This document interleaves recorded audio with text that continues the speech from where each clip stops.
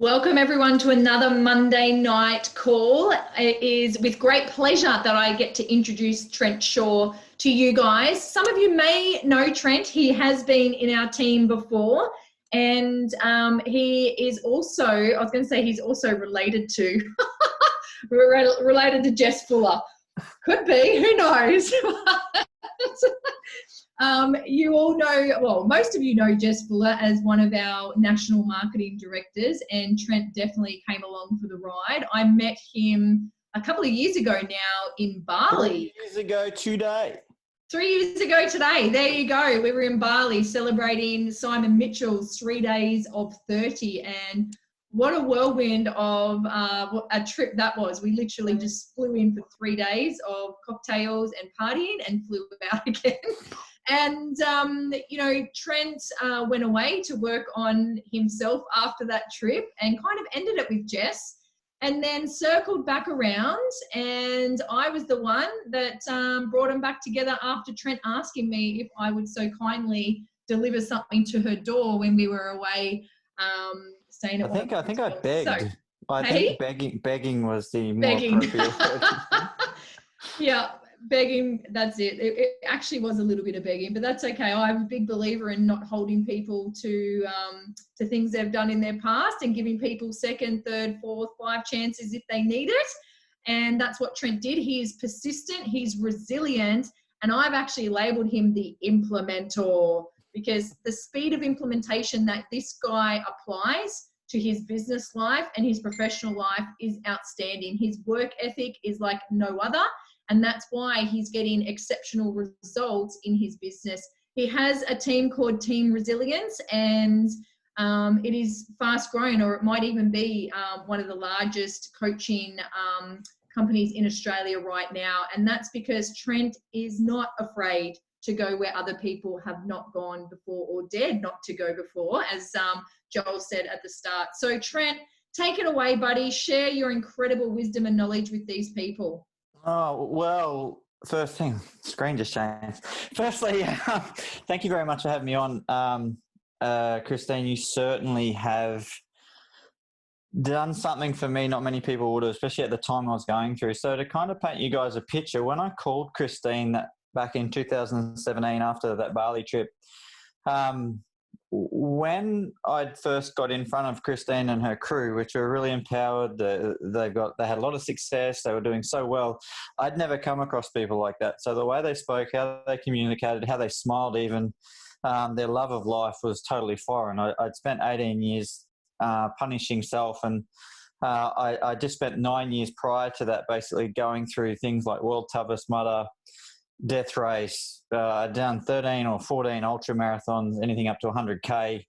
I have this little claim to fame in exercise world. I think I have the world's longest farmer's carry of about 15 kilometers with 25 kilos in each hand. I did that, and we did that 1 year, just 15 or 16 of us, at the Yangs in Victoria. I started at midnight and I finished about 7 a.m. So not only were we looking to sort of punish myself, practice sleep deprivation, I'd spent a long time basically running from me. Okay, so I was very, very triggered. I was stuttering my words. The only way I could really feel good about myself was at that stage when I was around you guys, was to drink heavy. I was pushing everything down. It was the only time I felt like I fit in. And I mean, that was an amazing 3 days. That was phenomenal. It was so overwhelming, but it was like the true meaning of inspiration. One thing I was taught is if you're so excited you're about to pee your pants, but you're also so scared your ass is puckering at the same time. So that's how I felt when I met you guys. Like, seriously, that's an accurate description. These guys, all big money earners, had time freedom. I thought I was doing well in relation to my business in personal training at the time, massage, but it was nothing. It was a joke. And it actually, watching you, because I was comparing myself so hardcore to what was going on with you guys, I actually felt so low on the Sunday when, I don't know if you remember, Drummo, but I actually disappeared for a few hours. I couldn't stand myself. Like, that was the truth. I couldn't stand who I was. on that day, I disconnected heavily from Jess, and I said, I can't do this anymore. I need counselling. I need psychology. I need something. I'm all fucked up. I was at a rooftop in Bali when I just started to blurt all this out. But truth was, I started to plan my suicide. I started to plan how I was going to leave this planet. So first thing I had to do was push some people away, and Jess was the first person at that time I pushed away. I'd pushed away a lot of people at that time. I chose to have an affair back in 2015. I got busted for it royally, got locked out of my house. I lost everything. I lost close to $700,000. Look, Christine,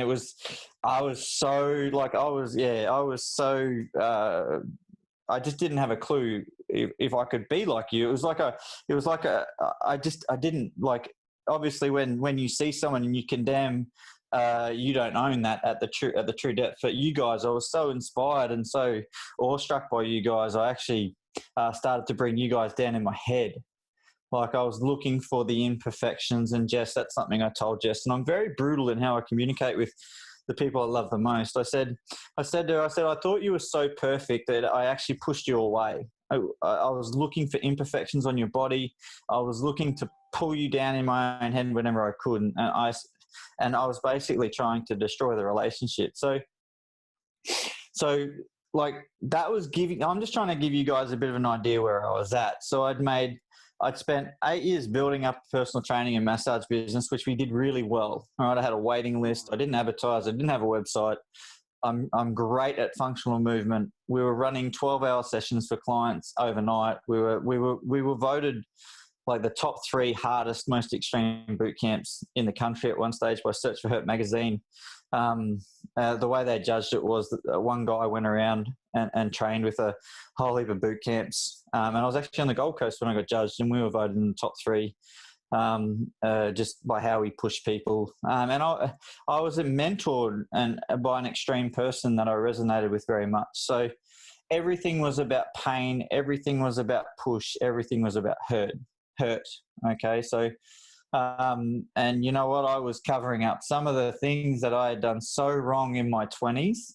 And eventually it caught up with me, and I started to make decisions which were leveling me out left, right, and center. So when I got to that stage back in June 2017, after I'd pushed everyone away and pushed everything away, I was driving up the Neuro, and I just hit Gundy, and I had a breakthrough moment. It was either drive my car into a tree or make the phone calls I need to make. And Christine, you were phone call number 2, believe it or not. So I rang my first mentor, okay, the Mojo Master. I went and booked myself in with him.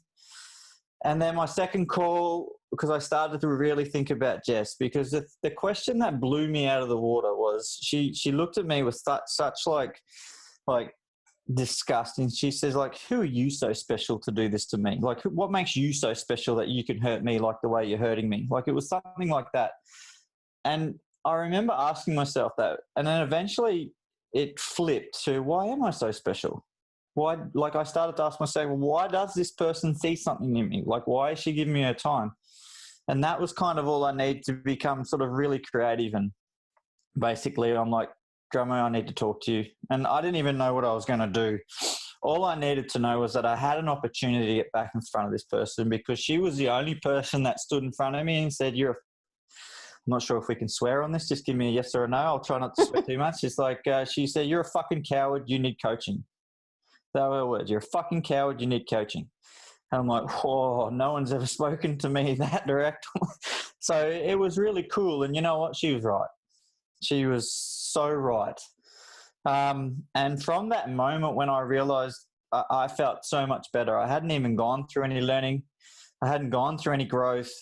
I'd witnessed what it could be like. And that was kind of all I need, because 1, I knew how hard I could work, right? 2, I knew I'm a creative bugger because I love to solve problems based on how I program people in fitness, based on how I sort of figured things out in the past. And I just kind of knew that if I could like get the support and get the accountability, then I knew I could do something special. And from there, it's kind of been an amazing roller coaster of failing, shall I pull it? Like, it's been I had Joel on the other week on our podcast over at the Anxiety Hour, and the topic we talked about for an hour and 15 minutes was failing. Right, so we spoke about failing, and when I had the opportunity to work with Joel, thanks to some more great advice to Christine, I jumped at it because I started to see just how imperfect this guy was. I really did. I started to see. I started to resonate with his work ethic, and from there, it's been one big, like, constant failing forward every single day. So I'm really fortunate over the last sort of 12, 18 months. I started to understand scaling, and for me, scaling was about team. I still haven't totally let go of. Totally let go of everything that I need to let go of in relation to business, because this is my baby and I work on it over 100 hours a week. I work on my business to the detriment of my relationship every single day. Okay, I throw all my energy at the business, and for anyone in a relationship knows that the relationship needs energy each and every day. Okay, so I work on it to the detriment of, to the point of just going, you are allowing me to settle by the way that you work in your business. And she's 100% right. And I think if I can give you anything, tonight, I really want to give you the depth of conversations I have with the people I trust the most, and how they what they have with me, because I'm a feedback junkie. I love feedback. I want to know if you think I'm the shittest person in the world, I want to stand in front of you and tell me why. Like, I become really interested in feedback. Like, I love everything feedback. Okay, so whether it's a psychology, physiology, or whether it's sociology, like, I just love feedback. I really do. Because I had such wicked stories going around in my head. I really did.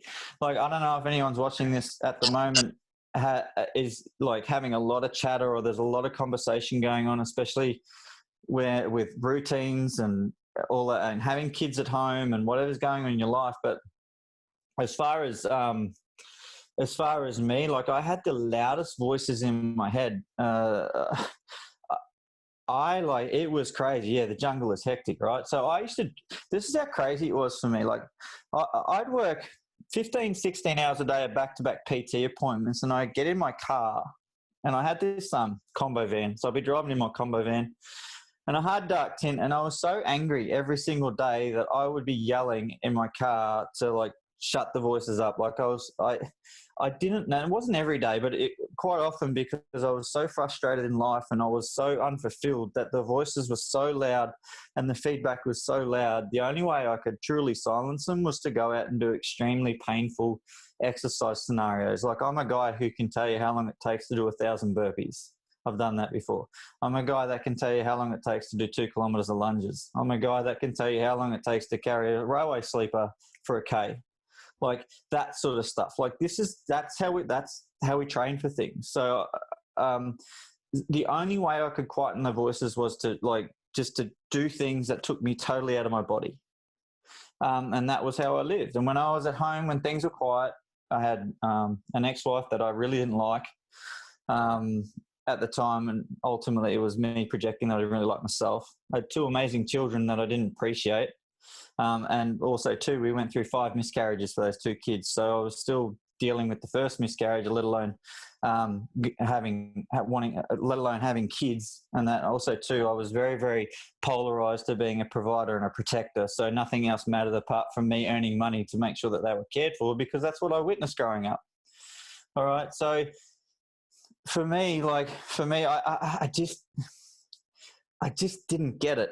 I didn't understand. I used to ask myself questions like, why is my life so shit, yet it looks so amazing? Like, I had everything on the surface. I'd won world events. I was the first Australian to win America's Hardest 12-hour. I did it 3 times, and I placed at it another couple of times. I'd done some really incredible things. We had a booked out fitness facility. I had people lining up, reputation. I still get people messaging me now to work. Am I doing personal training? The answer is no. So for me, it was I was all over the place. And what I started to realize when I hopped into that personal development room, that there was another 100 people in that room that were exactly like me. And that really spoiled something, because I thought my suffering and my pain was truly special. Like, I really did. I think it gave me so much significance and so much superiority, and so much of, I had so many benefits to holding on to everything that was going on inside of me, that when I got in that room and I totally accepted and surrendered that I had no clue, I didn't know what to do. When I started to get to that level, then the voices started to quieten, and I started to get really clear on who I was. And in that room, I remember day 3. Anyone who hasn't done Thrive Time, go and do it. It's an incredible 4 days. But I remember day 3, and it's like, I went up to Michael and I said, you know what? I said, I want to change the way labels are treated globally with the power of coaching. I don't know how I'm going to do that. But I went up to him and said, I want to change the way labels are treated globally, because as I was going, as I'd met Jess, and I started to go into psychology and look at psychiatry, and I got one of my first books, and it was The Body Holds the Score. It was about PTSD, and I started to realize that these guys had no fucking clue how to treat it. Like, I had no education on what labels were. I had no insight. And I looked at this and I pulled it apart and I said, these guys got no fucking clue. And so from there, it really sparked something up inside of me. It really did. Like, and I've been on a relentless quest ever since that 3rd day to basically to build a team that has everything that I have and that connects with the mission the way that I connect with it too. And we've been pretty successful so far. We have lost quite a few people, but we've started to really build out a team. And as I've really dug deeper into labels and things like that, and I've even read a lot of the American Psychiatry Guild, and that's about 2,500 pages of boredom, if you really want to look in it. It's basically, what I worked out was they asked for an emotion, they asked for where it exists in the body, they asked for reactions, and then they go, here's your medication, there's your label. And I'm like, nah. I'm like, I started thinking to myself, in 1 hour, I collapsed all the labels, I stopped stuttering, my head went quiet, and I started to feel like I could take on the world in 1 hour. Okay, in 1 hour, one process that I learned, and I thought, you know what, like, there's so many better ways. I know it plays its part and it's really important. I'm not here to diagnose. We do not cure.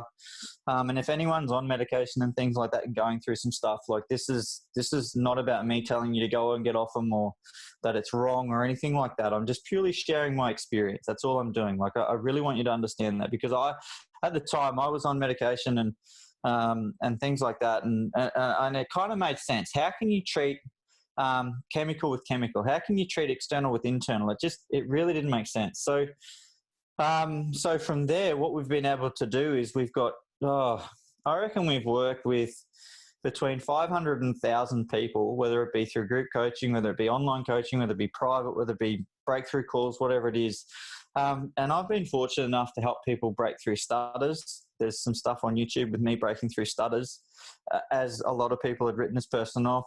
We've been fortunate enough to help people move on from the most extreme trauma. Now, what I mean by move on from, it's the fact that they wouldn't change it. They really wouldn't.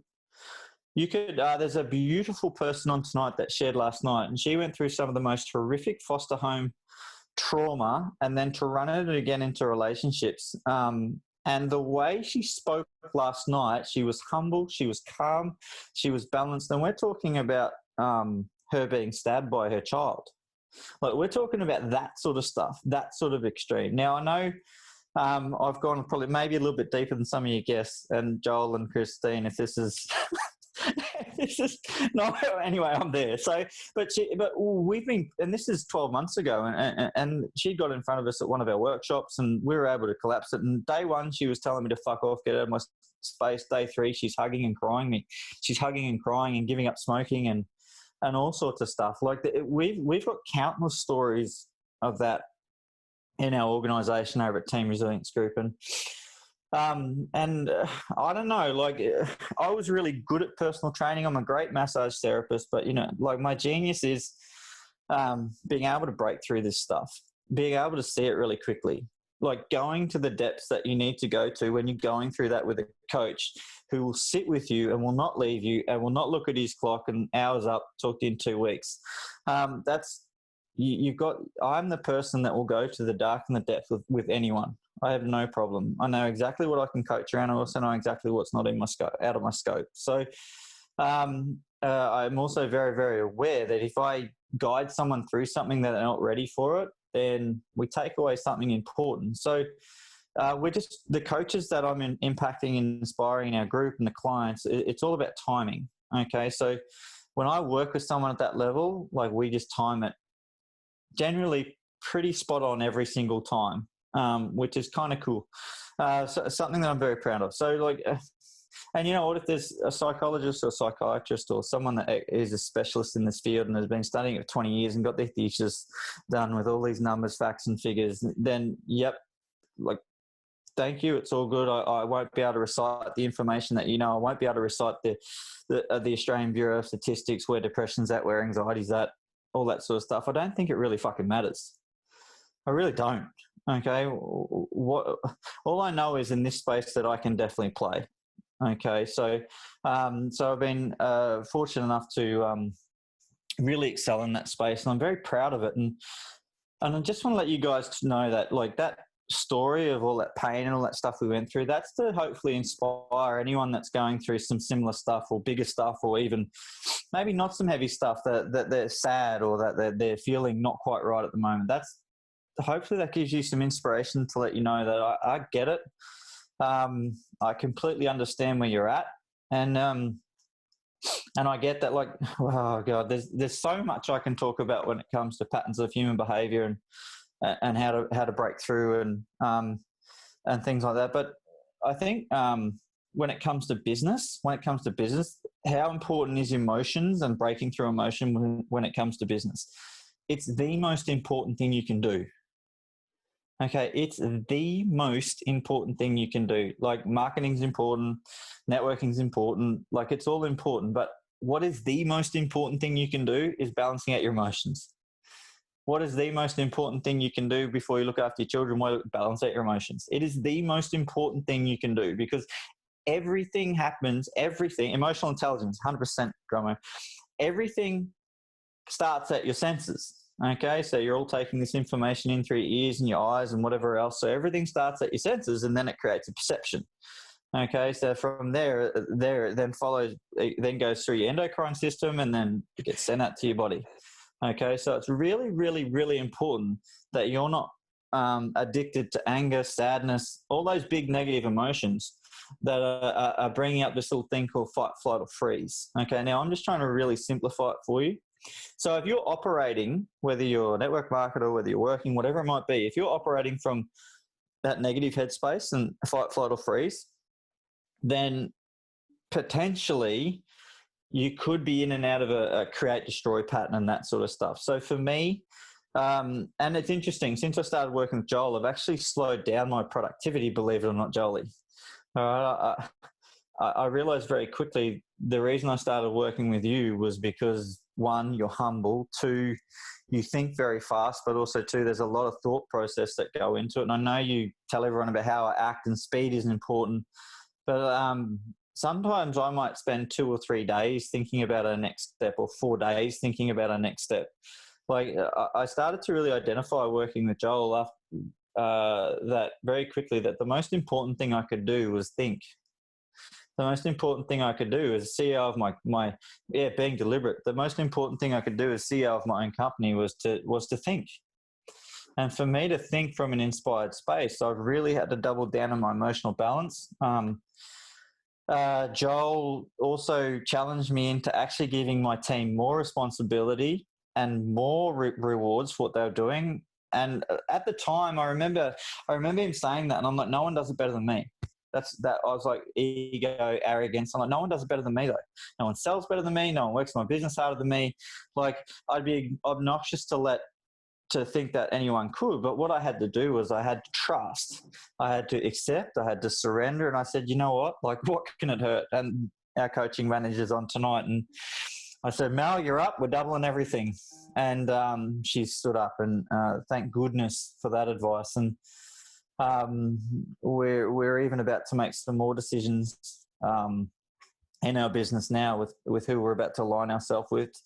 Well, she's still working. Still about to align ourselves with which I'm going to share with people, because when we're definitely not the biggest in Australia, but we're creeping up on a few of these big guys. I don't have a massive following, but we've got an incredible amount of depth. Now, what that means is I've got a following of about 700 people on my business page, 698, I think, as of today. I've got under 1,000 Instagram followers, well under 1,000, I think. I've got 1,000 people in Team Resilience Group. I've got 1,300 friends on Facebook. I've got about 1,200 contacts in my phone.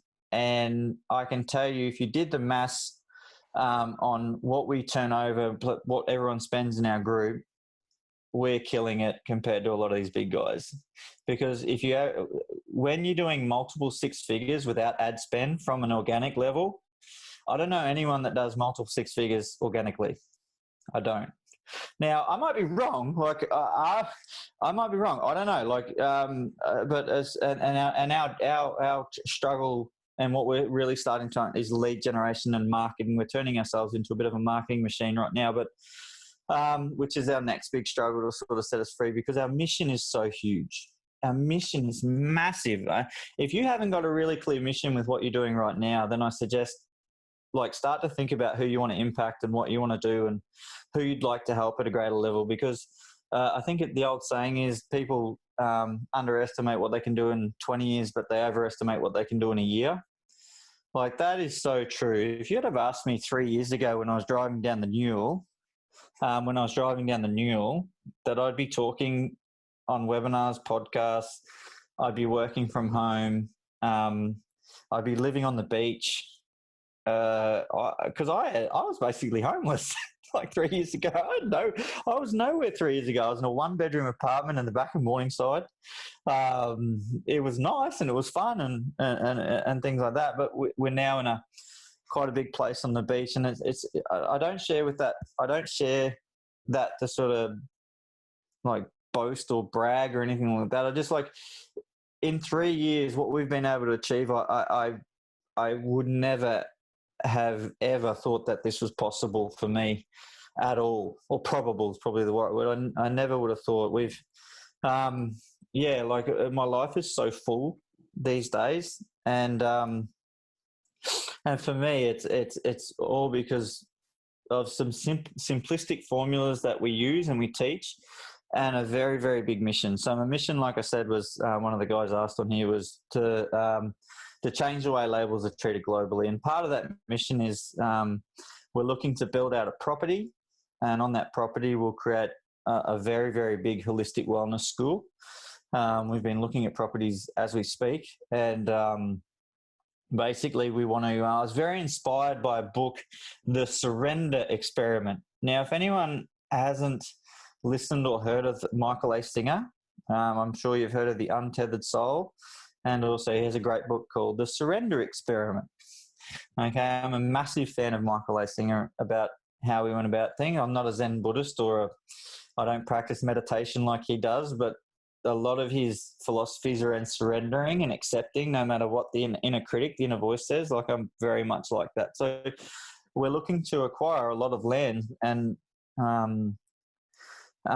basically look at doing things like equine therapy, dog rescue, run certifications from there. We're also looking at potentially going down the route of housing a whole heap of women that have been trapped by domestic violence, and just give them a place to come to, a safe haven. That sort of stuff is where we're going. My old PA, who I had for nearly 18 months, she was unfortunately had her life taken by her ex-husband a couple of weeks ago. It was all over the news. So that's only amplified the importance of what we're trying to do, because the whole thing around DV, and another tangent, sorry team, is some guys don't want to change, some girls don't want to change, but you know what, the issue is protection. Okay, so if I've got to build a big enough facility to house 3, 5, 10,000 people, then so be it. I'll do the work. I have no problem with that. Okay, if I need to build a big black fence or a moat to protect women and children, men and children, I have no problem with that.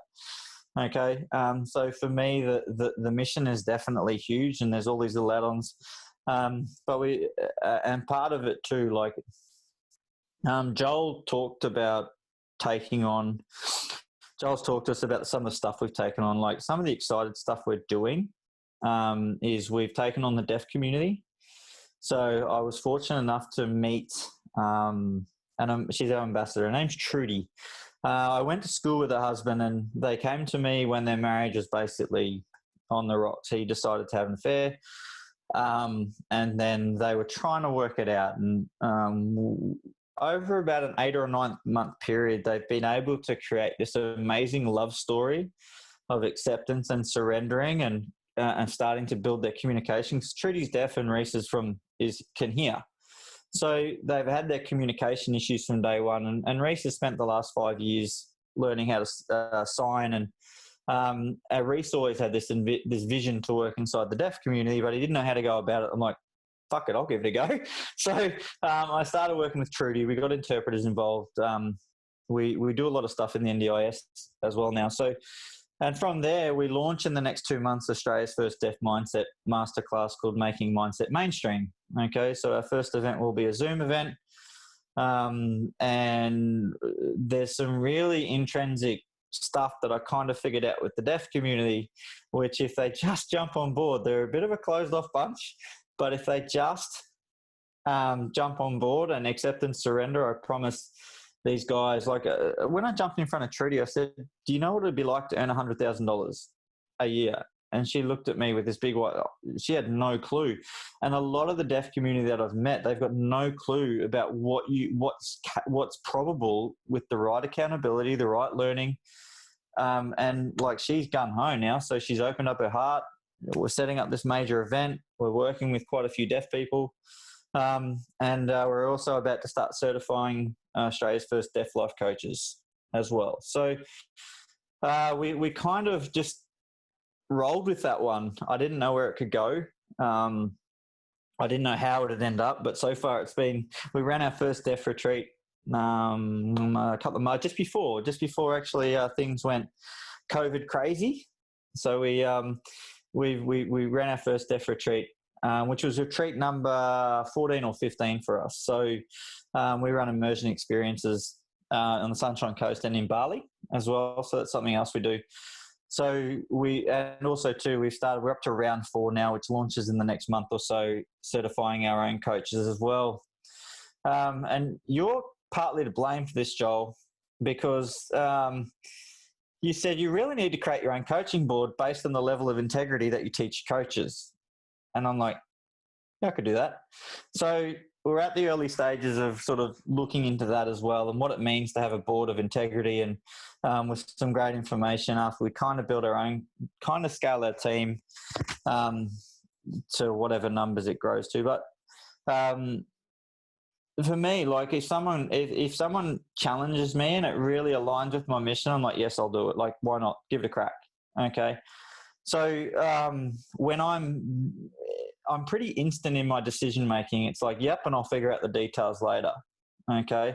1,000 coaches. Thank you for reminding me, Mel. Yes, it is 1,000 coaches. We're looking to build to 1,000 coaches over the next sort of 3 to 6 years, which is, we're on our way. We're up to 30, I think. So we're on our way, only 970 to go. But part of the integrity we offer in the coaching, so like you go and get I'll use NLP as an example. I'm not bagging anyone out. You go and do a 5-day course, then a 7-day course. And even what I did in NLC, which was phenomenal, was like 3 weeks of training, right? Amazing tools, but there was no integrity attached to it. They're like, congratulations, tick the box. You showed up, you learned, you coached a few people at the course. There's no integrity like that. And I don't mean that the tools don't have integrity, but the fact is that sending me out to work with people in trust that I won't screw it up. Okay. And we haven't always got it right, but when we have got it wrong, we've really learned from it. But what I realized is that like the massage industry, what they do for a diploma is that you've got to do like a couple of 100 hours of work experience and supervised. Okay, so what we've done is we've thought, you know what, and we've got Cert 3, Cert 4 trainer assessors marking this. We've got multi-modality master coaches supervising this. Like we've got 75 hours of case studies attached to every coach that comes through it. So not only do they learn these phenomenal tools, they get our retreat manuals, they get our coaching manuals, they get weekly webinars. They get multiple master coaches to mentor with. They get taught around organic growth strategies. At the end of it, we're now setting up collaborative agreements to take our coaches and hold their hand and go, right, how would you like to put your return on investment in this course back in your pocket with 4 to 8 weeks? What's happening is now, like, we've got 6 or 7 programs being released at the moment where these guys will get between $4,000 and $5,000 in their hand. Okay, now that's just, I don't know any other course that does it. I don't know. Like, for me, that was the big game changer. Like, the fact that we handhold these guys through 6 months of all in. Like, we do not want them to fail at all. We want them, like, we love on them. Like, the level of support we give these coaches is phenomenal, but we attach the appropriate level of challenge as well, because optimal growth happens when challenge and support combine. Okay, so, and we go deep around movement and metaphysics and psychosomatics, and we've created programs where we teach our clients how to trace their injuries back to what happened to them emotionally to figure out what they're storing in their body. So a lot of this stuff is pretty technical and does take time to learn. Okay, one of our master coaches has got like 8 different qualifications. Lisa, she's phenomenal. So, like, we're going to, we've got a lot on the go, which is kind of cool. But we embrace the challenge, like, we really do. And Mel, my right-hand person, I don't know where I'd be with Mel half the time. Mel's phenomenal. She really keeps me on track, what she did. She really keeps me accountable, which is awesome. So I've got a really good leadership crew in me who understand me very, very well. And I think from the looks of the people that are on tonight, your leaders probably understand you very well. I know what an inspired leader Drummo is. I've watched her on many lives. I've watched how she leads, for example, aka roller skating 42 kilometers. I don't get that, but I love that. Like, phenomenal.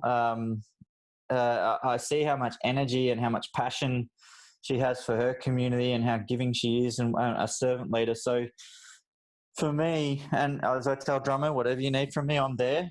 I just got a lot of love for your leaders in your community, because even though I was on the journey only for a little while, I really did fall in love with that product, and I still take it today. I really did. My purpose, which is to lead a massive community of people to inspire them to play above the line. Okay. The first time I'd heard playing above the line was by another inspirational woman. Her name was Celine. Okay. So this community had brought me so much. Had brought me so much in such a short space of time. That's really changed my life. And even to this day, I'm like, Trent, they go like, Trent, what do you take? I get asked all the time. I'm like, JP, like, there's nothing else. Okay, so for me, it's something that definitely has not only about nutrition, but what it's taught me about life, the quality of people that are now in my life, the personal development, the growth, has, like, it absolutely has changed my life. So I'll be forever grateful for, and I'm a lifelong customer and a lifelong supporter of anyone that is going through network marketing and things like that. I think it's a phenomenal industry. One thing I worked out quickly in my journey inside this is that I loved it, but I was very, very split in my focus. And I think that if you're going into network marketing, you got to live it, you got to breathe it, you got to love it, you got to take it on board, you got to really be a product of the product. You got to show up, no matter how you feel. And I've taken a lot of those philosophies into my coaching organization, and we've got a couple of network marketers who are also coaches in our organization that will never ever go away from it. They love it. So my experience in network marketing has been very, very, very positive. And even what I've seen Jess be able to do and her work ethic when she's really flowing with it, it was quite phenomenal to see the results that she had and, what she was able to do, and to be top 1% globally based on her results is pretty phenomenal. And to have leaders like that, like Drummo, right, who actually inspired a lot of this stuff in jest, like it is, you've got some good people around you, I can tell you.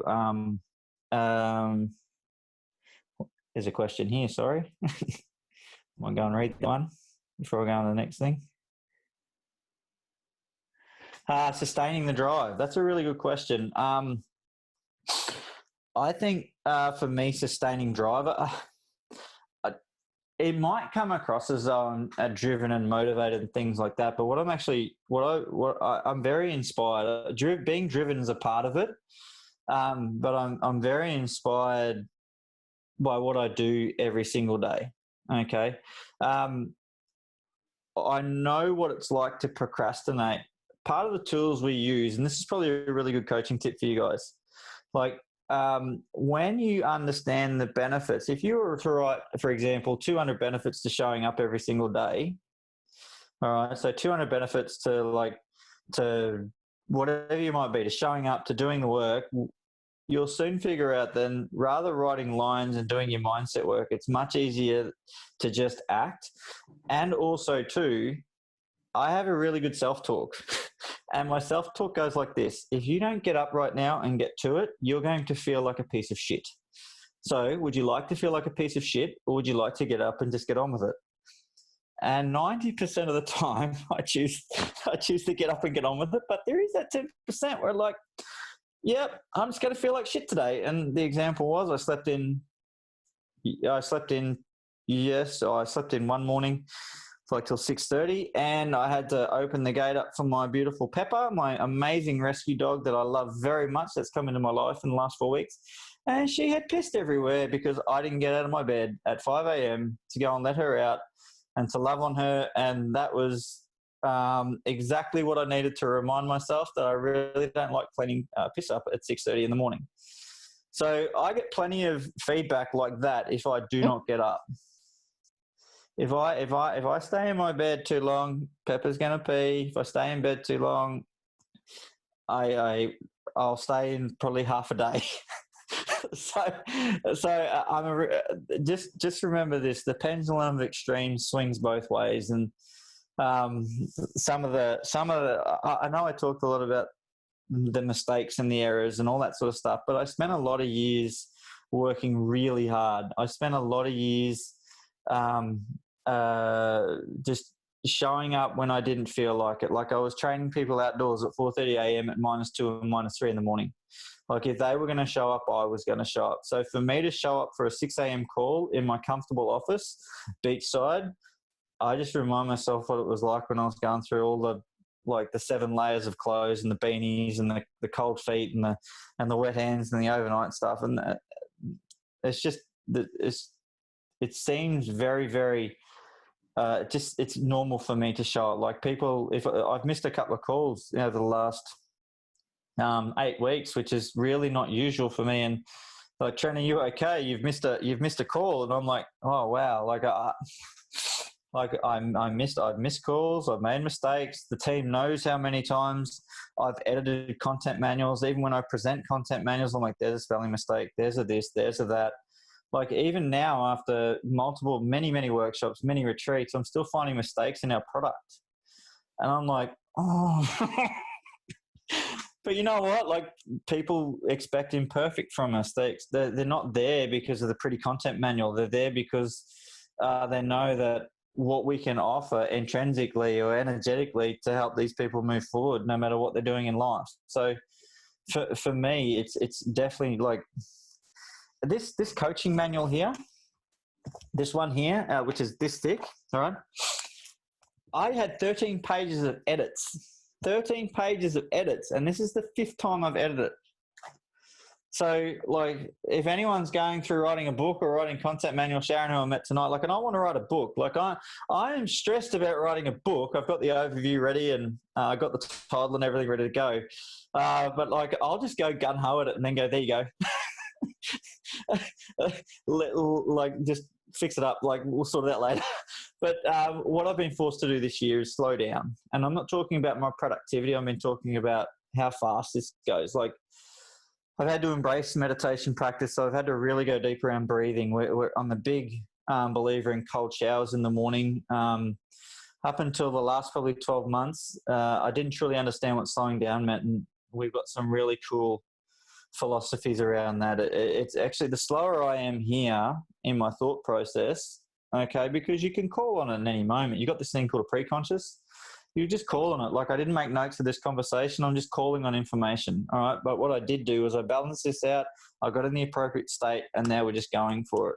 Okay. So, we've great comment there, Christy. We've got about 15 or 16 different content manuals from different courses that we've designed out. Like, when I first started doing workshops back in 2017, it really exploded for us. Like, I'd sold out my first workshop. It was 35 people at about $700, and I had 2-3 weeks left, and I hadn't written the content manual.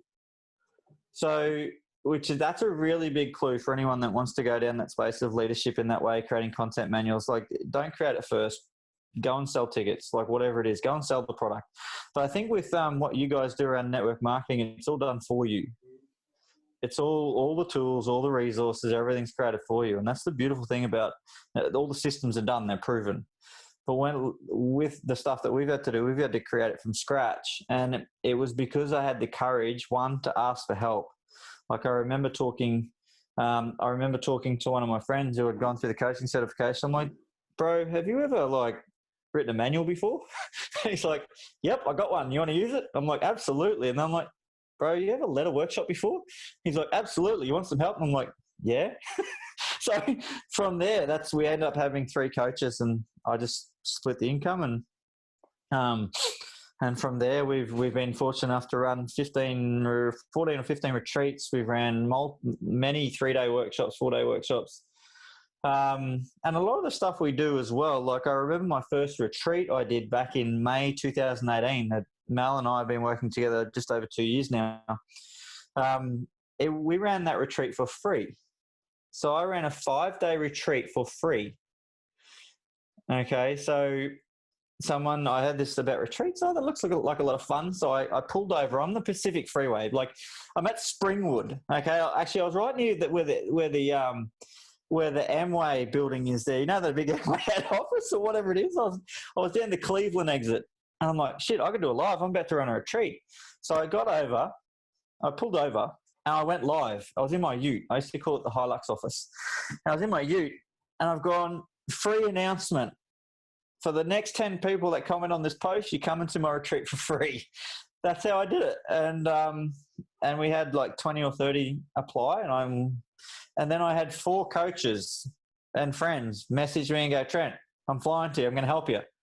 Like, we don't want anything. We just want to learn. I'm like, sweet. So in 24 hours, I'd created the idea of a retreat. I got people to help me. It just appeared. And then it was funny because I hadn't even picked the retreat location until 2 weeks out. So it was like, it was very, very imperfect, but we got there, and we threw an incredible retreat, and we've done them overseas a few times, and we run many on the Sunshine Coast from the Golden Beach. And just from trying, I'll put to you this way, like, one free retreat, out of that free retreat, we did $45,000 in coaching sales, like that sort of stuff. Then I've ran multiple retreats since, which have led to similar sort of sales. Okay. So, like, I'm willing to actually show up. Like, we've driven hours for people not to show up. I've had many, many people not show up on calls. I've had many, many people promise that they're going to do my coaching and everything else and not show up. Okay, like, there's many, many benefits to rejection. There's also many, many benefits to rejection inside your mission. All right, so we welcome rejection. It's just feedback. All right, cool. I didn't frame out whether they were going to be there properly. I evaluate everything I do, which takes a bit of time, but you know what? Like, without that feedback and without that evaluation, I'd be going around in circles. So I guess another really great tip is I just look at what I do every day, every single day without fail. Like, I'm having a look at, and I'm basing the feedback on how my internal barometer feels, which is my body, and also what my psychology is telling me when I wake up. Okay, where am I? I'm in the past, or am I in the future? Am I thinking about what's next, or am I focusing what I'm doing? That sort of stuff. So I'm pretty pretty disciplined when it comes to all that sort of stuff. So part of the reason I'm showing up, I'm super disciplined. But then the question is, where am I not disciplined? And I can tell you that I love lollies. And I can tell you that I really like chocolate. And I can tell you right now that there was a 6-pack there somewhere, and now I'm about 7 kilos overweight. So by putting so much energy into my mission, what am I taking away from? Well, 2 walks a day with Pepper, and she's only 5 months, isn't exactly a heart rate killer. So now I've got to get moving. I've got to do what I used to do, and it's a challenge. It's a struggle for me. I don't feel like exercising like I used to. I don't feel like showing up. I'd rather work. I'd rather get on calls. I don't feel like stretching. I don't feel like I don't. I just want to do what I want to do, and I have tantrums in my head, and I bloody crack the shits, and then I walk outside with my head down, going, "This sucks. This is going to hurt." But usually 10 minutes into, I'm like, "This is so cool." So, and we've talked about a lot of big things, but some of the small things that I'm really proud of, the fact that I'm starting to cook meals. Like I bought Jess a Thermomix. I don't know if anyone follows her story. She's just Mother's Day. She didn't even want it, I don't think, because she wasn't too excited. But I just rocked up with this box and go, "There you go, Happy Mother's Day" from the kids. She opened it up. What is it? And then it sat on the bench. And 4 days later, or 3 days later, or whatever it was, she started to pull it apart. And we're like, "How does this work? And what does this do?" So like, when it comes to cooking, I've got no idea. I've started to really enjoy cooking, like Mexican food, and also I'm doing some basic zoo training, and already my mobility is starting to really improve. I used to be able to run a pretty mean half marathon and full marathon, when now I'm lucky to run a 6-minute kilometre.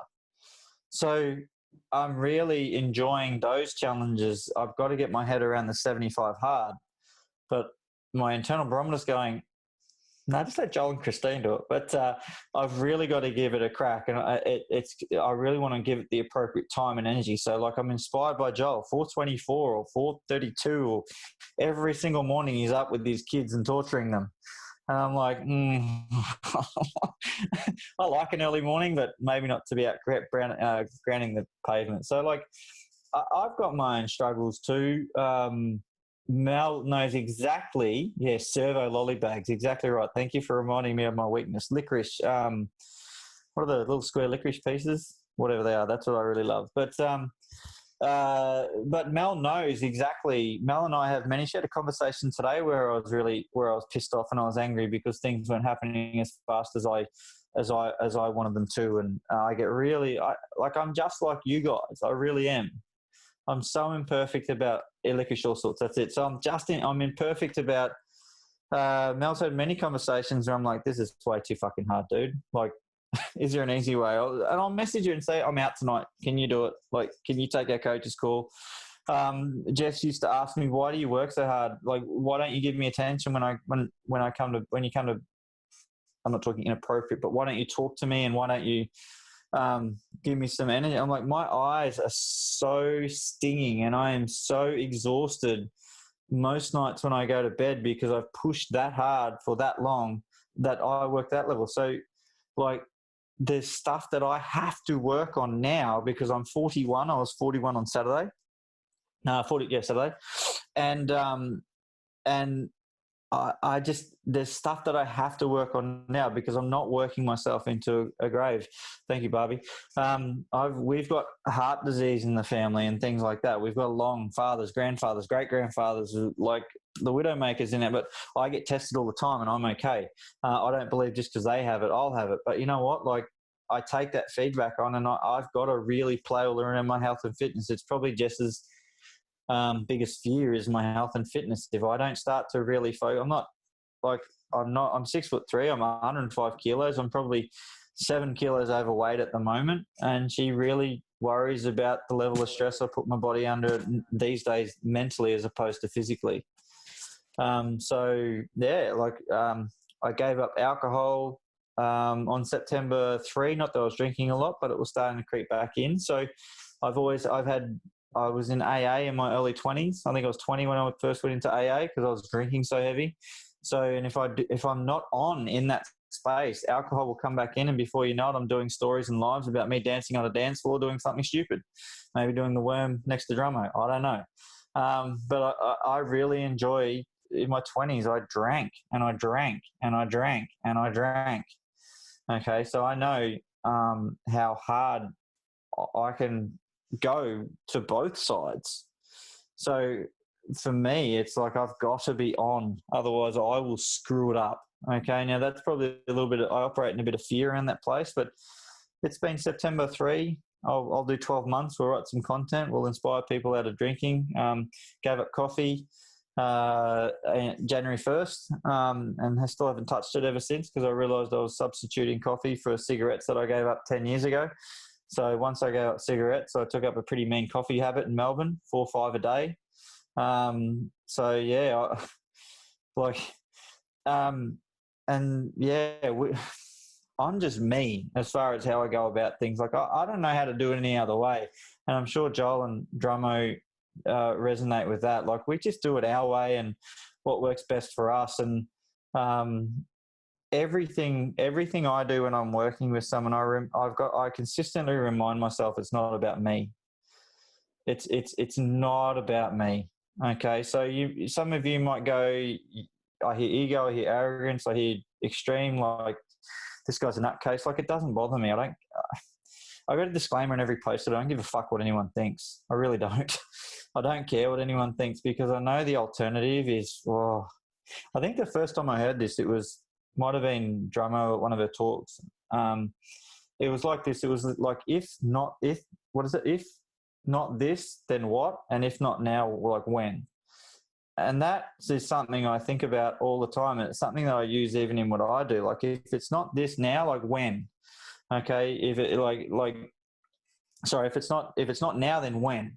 Okay. So like I use a lot of those great sayings that I learned through Drummo and some of the leaders I've heard talk at multiple events, and I still draw on them. They're still the best stuff. It's still the stuff that I use. Okay. So, so my life has been a lot of highs, quite a lot of lows, but since we found clarity around our mission, we're probably not as high as we used to be and not as low as we used to be, which is a massive improvement for me. So people who knew me back when I was going through the hard stuff, they knew how angry I was. Like I had a DVO put against me because I used some pretty excited words in a voicemail to my ex-wife about not allowing me to see my kids. And part of the pain I went through that is the reason why I'm growing. Like I haven't seen my kids for a year, and I haven't really had a relationship with them since 2015. Okay. Now I can talk about that with inspiration because without that, I'm not here. Without her protecting them from me and my anger, not that I would have hurt them. I don't know. I was pretty fucked up in the head at that stage, but like I openly talk about that pain leading me to inspiration because all suffering is choice. Like all suffering is choice.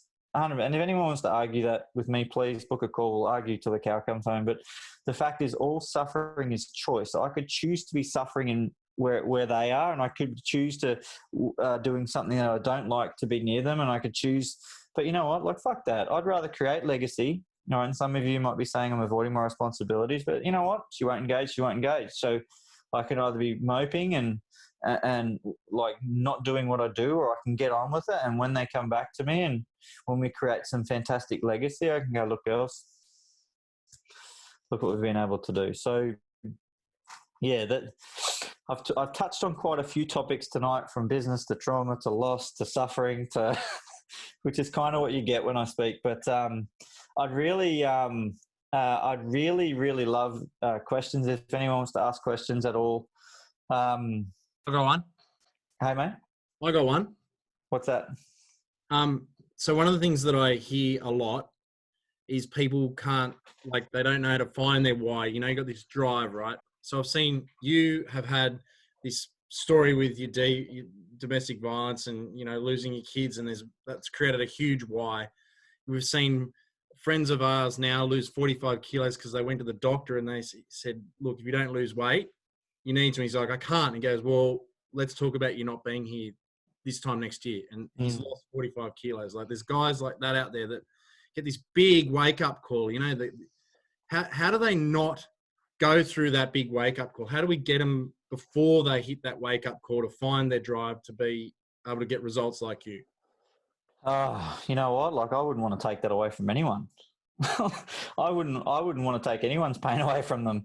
But you know what? If you can catch someone and it really truly inspire them, they won't go through it. They won't. If you can really, if it's really important, guys like you, me, Drummo, like to keep showing up every single day, because something we say might just trigger something inside of them, which they get curious.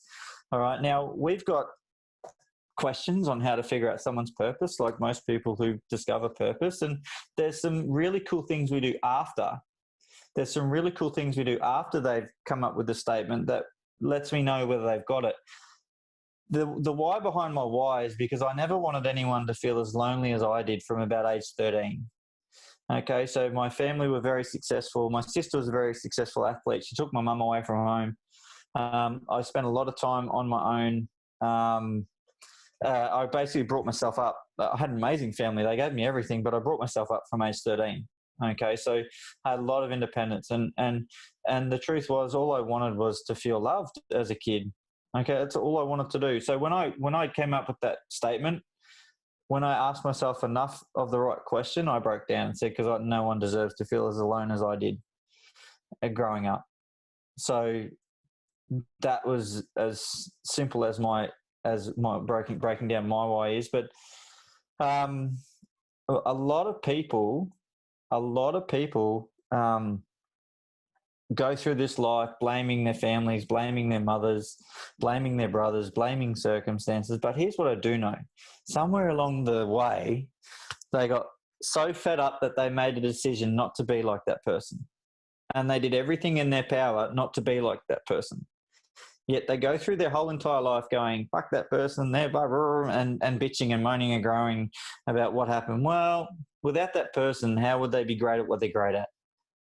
Okay, so maybe, just maybe, if you can find a decent level of love and gratitude for everything that person ever taught you, and no one deserves to go through suffering, then maybe, just maybe, you might actually set yourself free and actually get on and go and make it about someone other than yourself. And I'm really not afraid to get in front of someone and call them a selfish bastard. Okay, because all suffering is about self. All suffering is about self. Okay, and the way to feel amazing is to make it about others. All right, to make it feel about others. It's got to be, you've got to create something. And that's what the beautiful thing about network marketing is. If you help enough people become free, all your dreams come true. All your dreams come true. So for me, I just take a lot of the same philosophies that I learn. If I help enough people create intrinsic freedom up here, then money's the byproduct, where I live is the byproduct, relationships the byproduct, experience is the byproduct. Like, people suck people in with their marketing because they're looking at the extrinsic stuff they're trying to solve. Great marketers will solve the internal stuff without you even knowing about it. 100%. Like, it's all about, if you want to download another great book, it's like Build a Story Brand by Donald Miller. Like, it opens it all up, like Building a Story Brand by Donald Miller. Like, that's a book that I threw myself into, and like, yes, it makes sense. Great marketers will teach you about the intrinsic without you even knowing about it. So, yeah, and that's basically, we're all about the intrinsic. Like, Joe Dispenza's just started talking about balancing out emotions, and my mentor's been talking about it for years. His mentor's been talking about it for 20 years. Dr. John D. Martini, about balancing out emotions. So a lot of people are starting to catch on. So start to see it for how it happened for you as opposed to you. Like, Joel, would you change anything that happened about your losses when you're standing at that tip? Yeah, 100% not. Hopefully I learnt so I don't have to go through it to get that motivation again. But yeah, like, I know if I don't stay inspired, it's the universe will put me back in that position where I've got to do it. So I just, but I don't, it's the best thing that ever happened to me. I'm free because of it. 100%. 100%. Another question here. How do you have that not worry about what others say? Oh, okay, cool. So Barbie, you're worried. How did I get past the not giving a fuck what anyone thinks? Is that, I think, is what you're asking? Well, the secret to not giving a fuck what anyone thinks is the book that they wrote, Mark. Like, he's kind of on the money, but he really delivers a shit message in relation to how he teaches values. Okay, he's teaching a lot of stuff about social idealisms, and that's okay. Potato, like, each to their own. But when you can live inside your life's internal priority order, this is what happens. All of a sudden, and I'll break it down even more. So mums that are on this call, do you remember like the last day of school and you've got to take a shitload of food in? All right. And then what happens is that really good looking, well done, well-to-do mum comes up and makes sure that you're all ready to cook and you've all got the things and you all know the menu items and everyone's allergies and that. And inside you're going, oh, fuck off, don't ask me, fuck off, don't ask me. But she comes up and she asks you or he asks you. And then in that moment you go, yes. Right? But you really wanted to say no. So what happens is you then spend 2 weeks like stressing, nut-free, dairy-free, allergy-free, and you turn up with cow chips without the salt. Okay, so because you don't know what you can give someone else's kid, right? You don't want to give them an allergic reaction. And the night before you're stressing, you still haven't bought, and then all of a sudden it's fucked, right? And in that moment, if you just said no, all right, you could have turned up on the last day and your child could have got fed. If you're living outside your values, right, you are putting everyone else's value. You are not, like if you're living outside your values, right, or you're not making decisions inside your core fundamental values and you're not prioritizing your values, what will happen is like people will just overlay their shit on you. You'll do stuff that doesn't matter. You won't know what to say no to. Like, how can you truly understand the value of a yes until you understand how to say a no? Like, I've gone to the extent where I chose, like my grandfather died 3 years ago. I didn't really get on that well with him. And my family wanted to go to the funeral. And I said, no, it's not a priority. I didn't really like him. And then that did wonders for my relationship with my family, because now they go, Trent, it may not be a priority, but do you want to show up to our family do? And I think about it and I go, yes. So they get way more yeses out of me because I told them no at the most difficult time. Okay, so first thing first, like you can do a values test, drjohndmartini.com. Joel's probably got one you can do. If you want a values test, I can give you one. Like there's no big hidden secret to this, right? It's just understanding what is your top 5, top 10 values and filling that cup first. Because if you're prioritizing something that's like 7th or 8th or 9th in your priority order, you're going to self-sabotage everything above it to get back up to that top value so you can fill that cup. Because I know when I'm not focused in my business and I'm not putting stuff inside what I love to do in my appropriate intrinsic, my priority order, life is. But the other thing too is when I realized that very, very quickly that society likes to throw their shit on you, like your partner comes first, your kids come first, like all that stuff. That's a crock of shit. Everyone's values are different. Okay. And the relief that we see in people when they start to identify that when they're resenting themselves because their kids aren't number one, they realize, well, hey, you know what? Like that's just me. Like I'm not going to suppress that anymore. I'm going to do what I love. I'm going to set up my day properly. I'm going to do what I need to do to make the decisions I need to make. So, and you know, if someone's consistently overlaying their values on you and they're getting upset, well, that's just narcissistic human behavior. The true meaning of narcissism is overlaying your values on someone else. Like the other 60 definitions don't count. It's just the true meaning of narcissism is overlaying your values on someone else. And every single one of us have done it at one stage in life. So when you can get clear on emotions, character traits, like also you just won't care. Like all these conspiracy theories and all this mob mentality and all this blame shame that's going on these days, I don't engage in it because I don't care. I really don't. Yeah, so amazing. I hope that answers the question. Fantastic. Well, I've got one question, and it's one that we ask our guests, and hopefully you haven't watched to the end. Actually, I've probably asked Jess this question. Well, I have. But if you had a billboard and the entire world could see it, what would your message be? Oh, fuck. What would my message be? What would my message be? Well, I'm a real sarcastic prick. And I'm going to put this on a quote card with your face on tomorrow. So you better keep it so I can fit it on there. It is an awesome question. I've gone red.